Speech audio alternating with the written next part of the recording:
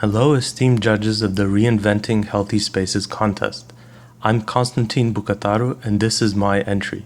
I've been developing the Office Canary since the start of the year, and now I can't imagine myself studying or working without it beside me. I got the idea late last year when I read a paper describing the effect of carbon dioxide concentrations on cognition. We've all felt this. You're sitting in a crowded conference room, and after a while you start feeling drowsy, dull, lethargic. When we're in an enclosed environment, there usually isn't enough fresh air to dilute the carbon dioxide, letting it build up in our blood, reducing the amount of oxygen that reaches our brains. Countless researchers all conclude that this increases sleepiness and anxiety, impairing critical thinking without us even realizing. My tiny companion displays 24 hours of CO2 concentrations. So when you feel you're just not able to understand the function of code, or you can't come up with a clever reason why you missed a Zoom call, you can glance at the screen and quickly notice that it's not your fault. Interestingly, indoor cafes have excessively high levels of CO2 due to roasted coffee beans, making them the worst places to study or to work out complex problems. I wanted to collect my own data this year. I was especially curious if politicians breathe well inside Parliament here in Toronto. There is a good reason Amazon decided to turn their headquarters into a tropical jungle, and it's not just aesthetics.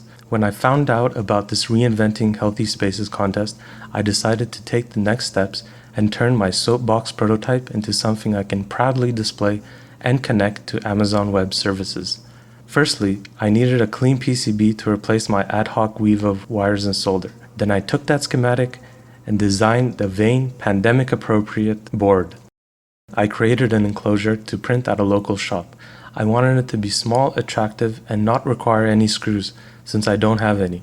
I needed to include lots of holes for ventilation, but I wanted to incorporate them into the design naturally.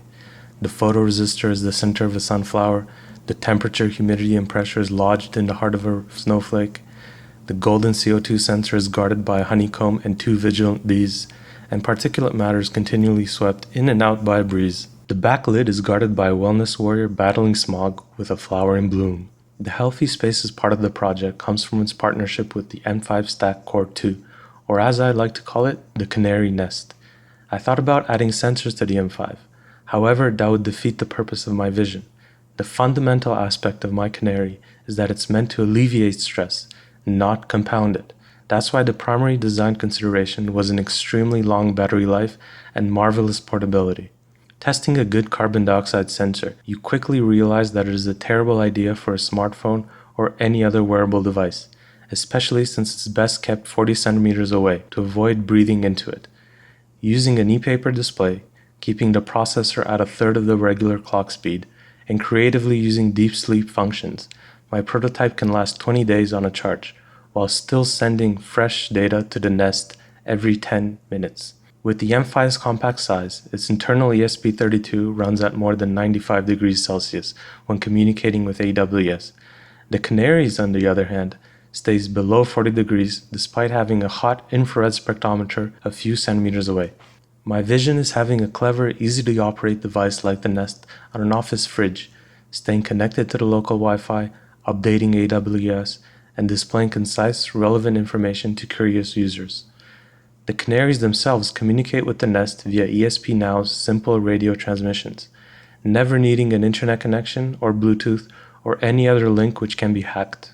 The stress ball idea is so a few volunteers can help train the machine learning model, confirming or denying that workplace stress is at least partly explained by environmental factors.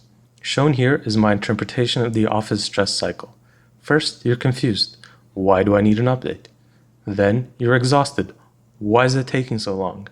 Then, you're enraged. You forced the restart? With clean air, maybe you would have had the foresight to prepare in advance and avoid frustration.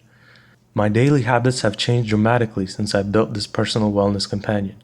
I even sleep better after I saw that CO2 concentrations would increase by as much as 5 times in my bedroom while I slept. Leaving a window open, just a little, resulted in uninterrupted slumbers and refreshingly creative dreams.